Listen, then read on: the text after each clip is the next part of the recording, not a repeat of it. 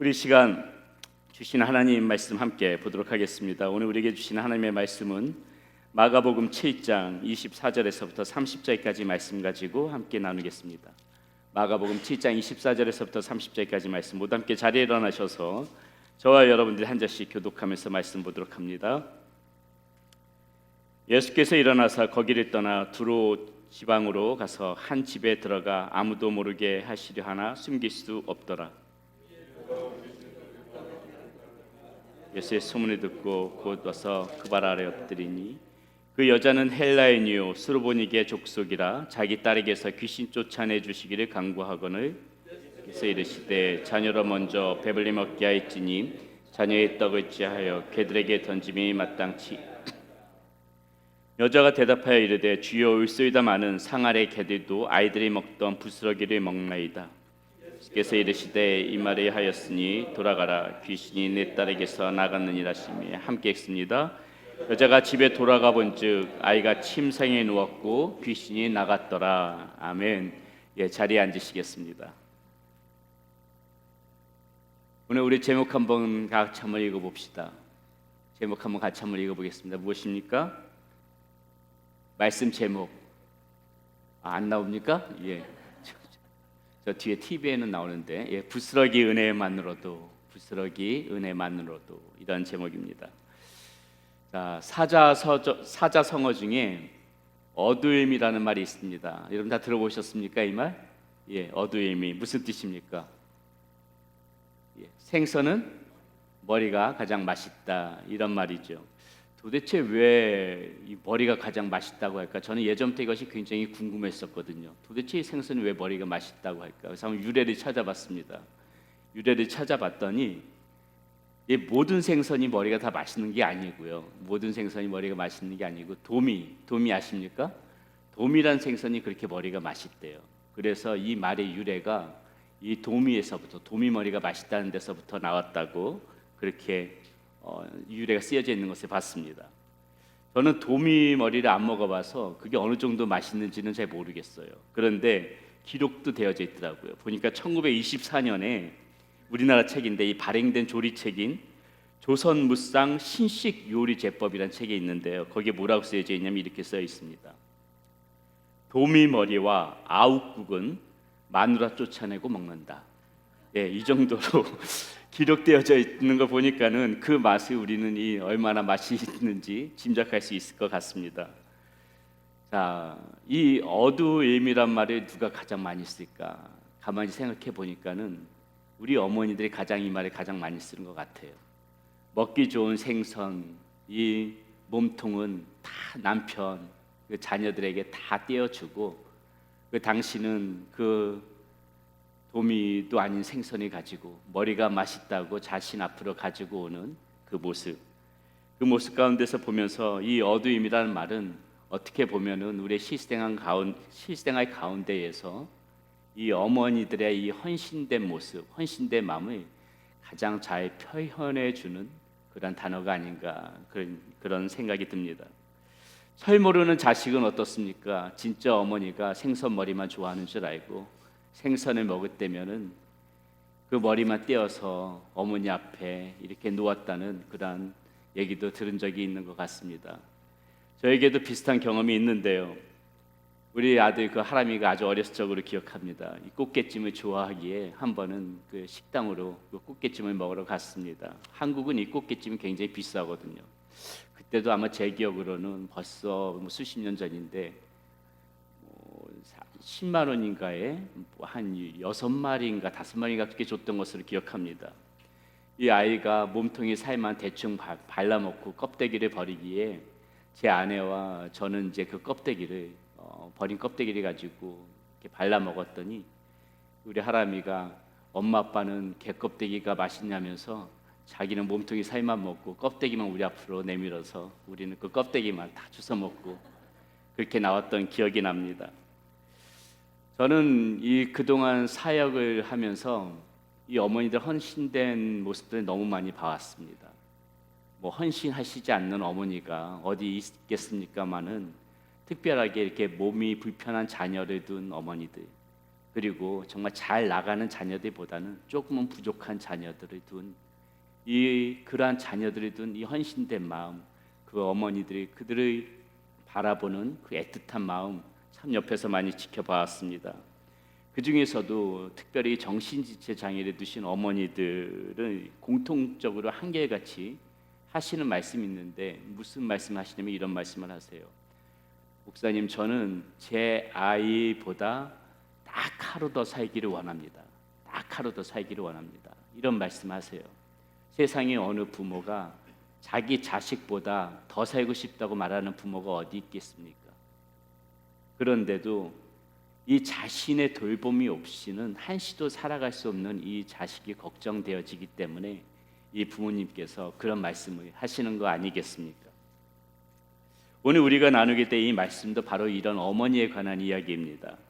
귀신 들린 딸을 고치기 위하여서 예수님 앞에 나온 어머니, 그 과정 속에서 자신의 어떠한 그러한 자존심, 이 모든 것 다 버리고 자신이 가지고 있던 모든 자아까지 다 포기해 가면서 예수님 앞에 매달리셨던 그 어머니, 그리고 그 여인의 그 마음 가운데 깃든 그 믿음을 보시고 예수님의 은혜로 예수님께서 그 딸을 고치시는 그 가슴 따뜻한 장면이 오늘 말씀 가운데 다 담겨져 있습니다.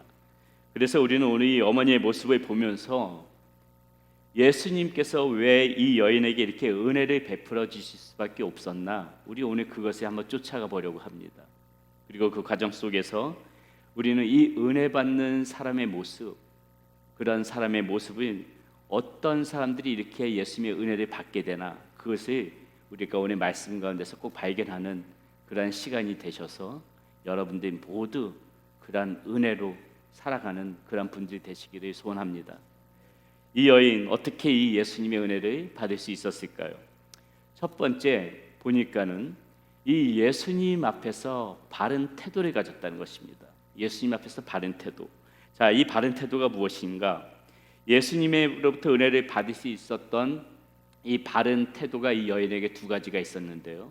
그 두 가지가 무엇이냐면은 자신의 소원을 이루기 위한 포기하지 않는 간절함, 이것이 한 가지고요. 두 번째는 겸손함이었다는 것입니다.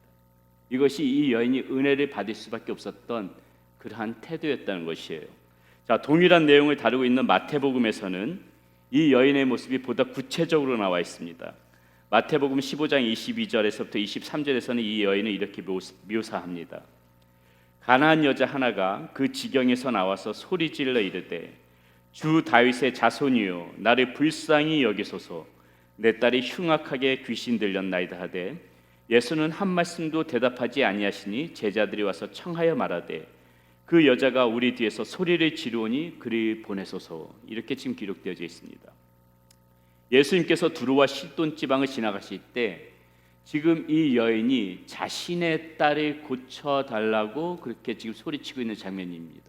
여러분, 우리 한번 이 여인의 모습 한번 상상해 봤으면 좋겠어요. 이 여인이 이렇게 소리 지를 때 그것은 아마 얌전한 소리가 아니었을 것입니다. 아마 간절함에서 배어나오는 정말 절규와 같은 그런 목소리 아니었겠습니까? 자신의 딸을 고쳐달라고 예수님 앞에 이렇게 소리쳐 부를 때 그 소리는 그 여인의 곧 울부짖음 아니었겠어요? 지금 그러한 모습으로 예수님을 부르고 있다는 것입니다. 그런데 예수님은 분명하게 그 여인의 소리가 들렸음에도 불구하고 모른 척 그냥 지나가세요.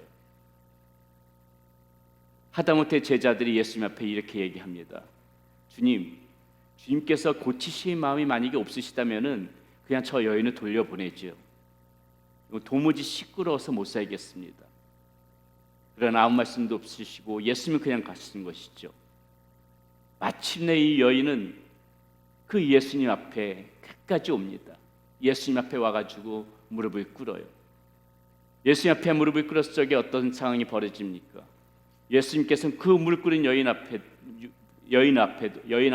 앞에 두고 모진 소리를 하시면서 그 여인의 청을 거절하기까지 하십니다. 그런데 어때요? 이 여인은 절대로 그 자리로 물러서는 것을 포기하지 않아요. 끝까지 예수님의 그 발 무릎 앞에 엎드려 있는 것입니다. 사랑하는 여러분, 우리가 하나님께 무엇을 간구할 때요, 무엇을 바랄 때 우리는 지금 이런 이 여인과 같은 이런 포기하지 않는 끈질김, 포기하지 않는 그런 간절함, 이런 태도가 우리 가운데 있어야 한다는 거예요. 이럴 때만 우리 하나님의 은혜가 우리 가운데 임할 수 있다는 것입니다. 이렇게 포기하지 않고 매달릴 때에 우리 하나님께서 어떤 은혜를 베풀어 주십니까? 우리의 마음의 소원을 그대로 들어주시는 그런 은혜로 임할 때가 있습니다. 때로는 어떻게 임합니까? 하나님의 뜻을 정하셨지만은, 하나님의 뜻을 이미도 정하셨지만은 우리의 그 포기하지 않는 간청함 때문에 하나님의 뜻을 돌이키실 때도 있어요. 서로 어떤 때는 나의 간절한 소원이 이루어지지 않는다 할지라도 그것이 하나님의 은혜가 아니라고 할 수는 없습니다. 내가 포기하지 않고 간구했음에도 나의 이 소원이 이루어지지 않는다면 그것은 분명코 나의 삶에 있어서 나의 그 소원이 유익하지 않기 때문에 그런 거예요. 돌이켜보면 모든 것이 하나님의 은혜가 아닐 수가 없는 것입니다. 간절히 포기하지 않고 매달리는 이러한 사람들에게는 이러한 하나님의 은혜가 임한다는 것이에요. 그렇기 때문에 우리는 어떻습니까? 이 여인의 모습을 보면서 생각해야 되는 것이 뭐예요? 우리는 혹시라도 너무 쉽게 포기하는 경향이 없는가? 기도를 해도 조금만 안 되면은 그냥 지쳐서 그냥 돌아가 버리고 기도를 멈추는 그러한 모습은 나에게 없는가? 우리는 그것을 생각해 봐야 되죠. 열심히 해보지도 않고 이것이 하나님의 뜻이 아닌가 보구나, 미리 포기해 버리는 것은, 그렇게 미리 포기해 버리는 모습은 혹시라도 나에게 없는가? 우리는 그것을 생각해 봐야 된다는 것입니다. 서로 하나님의 뜻이 아니더라도, 내가 지금 기도하고 있는 것이 하나님의 뜻이 아니더라도 우리가 왜 포기하지 않고 기도해야 되는지 아세요? 그렇게 기도할 때 그 기도를 통하여서 하나님께서 분명히 우리에게 또 무엇인가 깨닫게 해주시는 것이 있기 때문에 우리는 끝까지 포기하지 않고 기도할 필요가 있는 것이에요. 새로운 마음으로 무장시켜주는 은혜가 있습니다. 새로운 길을 열어 보여주시는 그런 은혜도 있어요. 내가 지금 기도하는 그것만이 다가 아니라는 것이에요. 서로 그것이 하나님의 뜻이 아닐지라도 우리가 포기하지 않고 이렇게 기도를 하다 보게 되면은 무엇인가 새로운 것들로 채워주시는 그 하나님의 은혜와 역사가 우리 가운데 있기 때문에 우리는 오늘도 어떠한 경우에도 포기하지 않고 기도로 나가야 된다는 것입니다. 그렇게 하나님 앞에서 포기하지 않는 태도는 어떤 식으로든 우리에게 은혜로 다가와요. 내가 포기해서 놓쳐버리는 은혜가 없도록 하나님 앞에서 늘 이 간절한 태도가, 간절한 모습이 우리 가운데 있어야 할 줄 믿습니다. 또 한 가지 이 여인에게서 볼 수 있는 은혜를 받는 태도가 무엇인가 그랬습니까? 겸손이에요. 겸손. 오늘 본문 25절 말씀 한번 보겠습니다. 이에 더러운 귀신 들린 어린 딸이 든 한 여자가 예수의 소문을 듣고 곧 와서 그 발 아래에 엎드리니. 그 발 아래에 엎드리니. 자, 겸손이라 하면 무엇입니까? 나 자신을 낮추고 상대방을 높이는 것이죠. 그리고 어떻습니까? 보통 자신의 잘남을 그 가운데서 드러내지 않는 것이에요. 자, 그렇게 볼 때 예수님 앞에 겸손은 무엇이 있겠습니까? 내 자신이 주님 앞에 감히 설 수 없는 더러운 죄인임을, 하나님의 은혜가 없이는 한순간도 살아갈 수 없는 그런 연약하고 부족한 자임을 하나님 앞에 고백하는 거예요. 그게 겸손인 것이에요. 그리고 이러한 나를 하나님께서 자녀 삼아 주시고 나를 구원해 주실 수 있는 분이 바로 주님이시라는 것을 우리의 믿음으로 고백하는 것, 이렇게 고백하며 자신의 그 연약한 모습으로 하나님을 바라보는 것, 이것이 주님 앞에 볼 수 있는 우리의 겸손이라는 것입니다. 이 여인은 앞서 마태복음에서 보았듯이 예수님을 일컬어서 뭐라고 고백하냐면요, 주 다윗의 자손이요, 이렇게라고 불러요. 자, 주 다윗의 자손이라 이 말 자체에 큰 의미가 있습니다. 이 말은 이 당시에 무엇을 가리키는 말이냐면은 메시아, 곧 그리스도를 가리키는 말이었어요. 이 여인의 고백 속에 당신은 사람이 아닙니다. 우리를 구원하실 하나님이십니다. 이미도 이 이방 여인의 입술에서 이 고백을 하고 있다는 것입니다. 자, 주 다윗의 자손이란 말은요, 이 당시 유대인들이 기다리던 이런 메시아를 지칭하는 말이었는데, 하나님의 백성이라고 했던 이 유대인들조차도 예수님이 메시아로 보지 않았어요. 예수님이 메시아로 보기는커녕 어떻습니까? 오히려 대적하고 십자가에 못 박았는데, 지금 이 이방 여인, 하나님의 자녀도 아니었던 이 이방 여인이 지금 그 예수님의 메시아로 알아보고 그렇게 부르고 있다는 것이에요. 자, 단지 예수님의 발 앞에 이 여인이 지금 무릎 꿇고 엎드렸다고 해서 겸손하다고 말하고 있는 것이 아닙니다. 딸을 살리기만을 위하여서 엎드린 것이라면은 겸손이라고 할 수가 없지요. 그러나 지금 이 여인은 어떻게 하고 있습니까? 예수님이 누구신지를 알고 그분 앞에 무릎을 꿇는 거예요.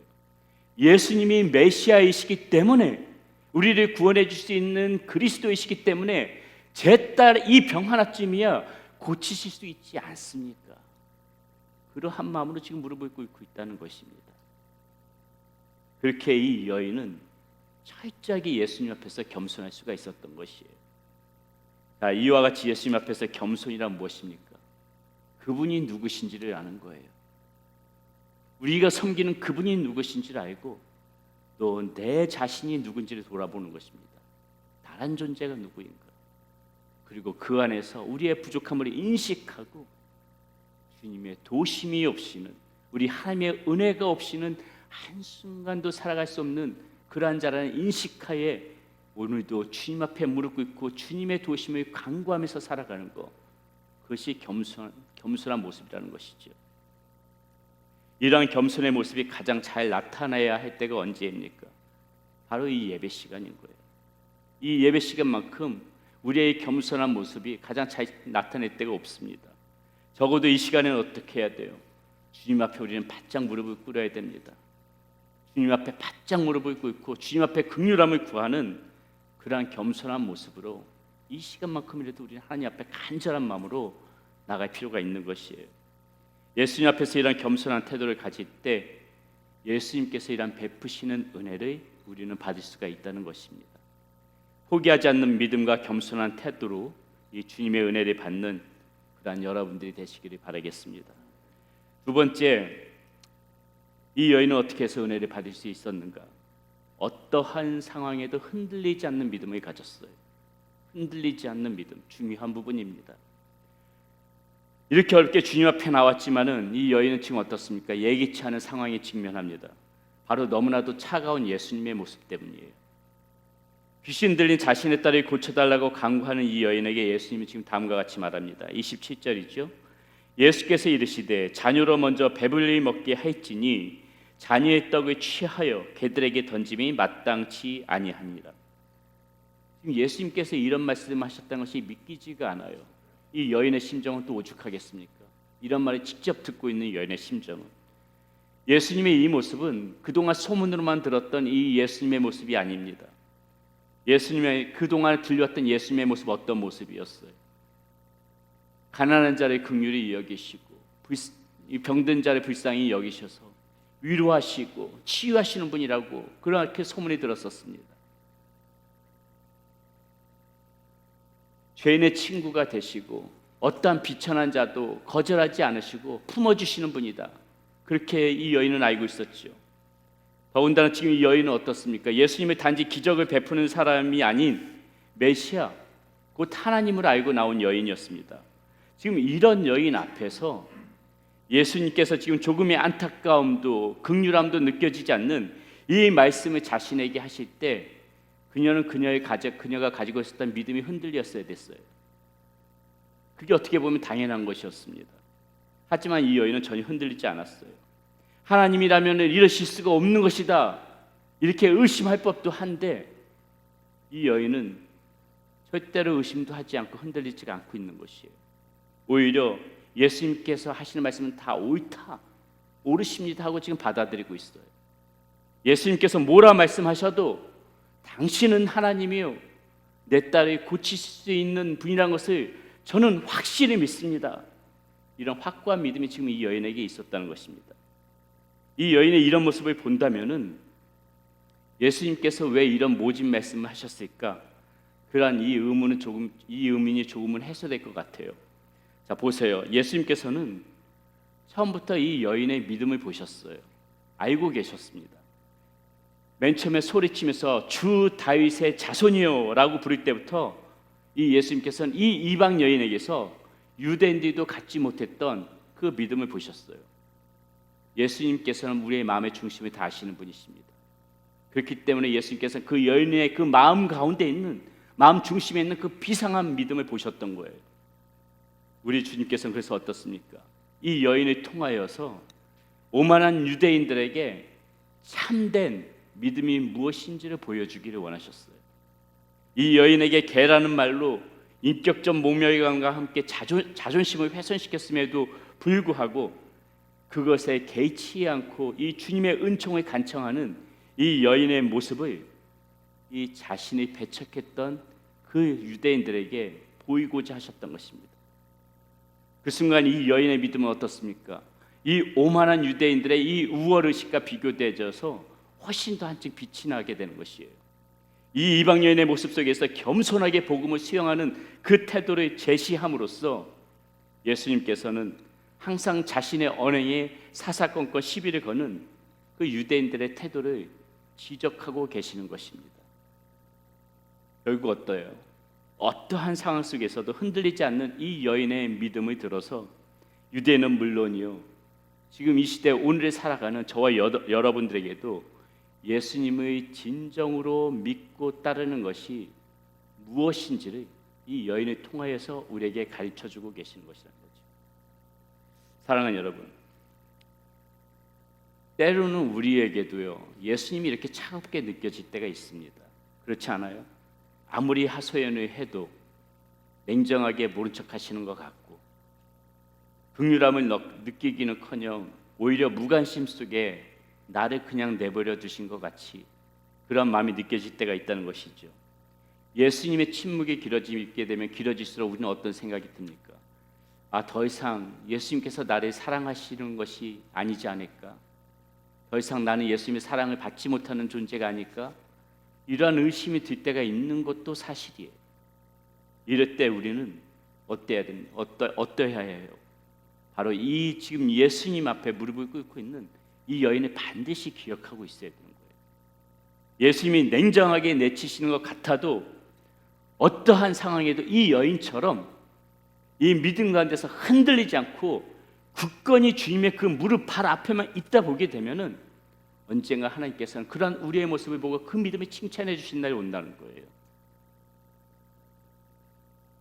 무관심하게 내가 홀로 있는 것 같지만 하나님께서는 절대로 그러지 않으시고, 우리가 이 흔들리지 않는 믿음을 가지고 주님의 발 앞에 그대로 그 자리에 있을 적에 언젠가 우리의 모든 문제 가운데 하나님께서 손을 대셔서 그 모든 것들을 고치시고 치유하시고 회복시켜 주시는 그 은혜를 우리가 맛보는 그날이 우리에게 다가올 것이라는 것입니다. 흔들리지 않는 믿음이 중요해요. 어떠한 상황에서도 흔들리지 않는 믿음을 붙잡고 주님 발 앞에 있는 바로 그 모습이 오늘 이 시대 가운데 우리에게 절실하게 필요한 그런 모습이라는 것입니다. 이와 같이 흔들리지 않는 믿음, 바로 예수님의 은혜를 부르는 그런 믿음이라는 거 반드시 기억하시기 바라겠습니다. 마지막으로 이 여인이 예수님의 은혜를 받을 수 있었던 이유, 부스러기 은혜만으로도 충분하다는 마음을 가졌습니다. 부스러기 은혜만으로도 저는 충분합니다. 자신을 개 취급하면서 너희에게 나눠질 은혜가 없다며 이 여인의 요청을 거부하는 이 예수님 앞에서 그녀는 놀라운 고백을 합니다. 28절에 이렇게 고백을 하지요. 여자가 대답하여 이르되 주여 올소이다마는 상 아래 개들도 아이들이 먹던 부스러기를 먹나이다. 대단한 고백입니다.